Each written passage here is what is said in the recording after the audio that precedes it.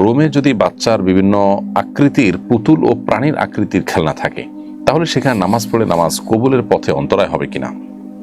বোন মারিয়াম, রুমে বাচ্চার পূর্ণাঙ্গ কোনো আকৃতির পুতুল বা প্রাণীর আকৃতির কোনো খেলনা থাকলে সেখানে নামাজ না পড়ে অন্যত্র নামাজ পড়া উচিত।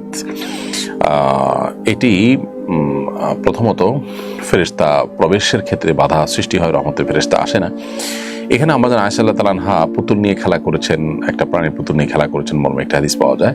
সেই হাদিসের ব্যাখ্যা অবশ্য উলামায়ে কেরাম বলেছেন যে এখানে প্রাণীর অবয়বটা হয়তো ছিল, পূর্ণাঙ্গভাবে একটা প্রাণীর চোখ মুখ কান যেরকম থাকে ওইরকম হয়তো ছিল না।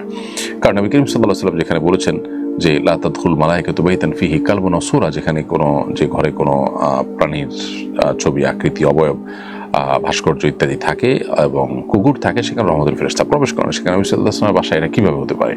অতএব এটি নিশ্চয়ই এমন ছিল যেটিতে পূর্ণাঙ্গ অবয়ব বোঝা যায়নি, জাস্ট ডামি বোঝা গেছে এরকম কিছু। তো এই জন্য এরকম কোনো রুমে থাকলে, প্রকাশ্যে বিশেষ করে দৃশ্যমান থাকলে, সে রুমে নামাজ না পড়ে অন্য রুমে নামাজ পড়া উত্তম। যদিও রুমে নামাজ পড়লে নামাজ হয়ে যাবে, বাট মান এবং গুণগত মান কমে যাবে, কারণ রহমতের ফেরেশতা সেখানে প্রবেশ করেন না।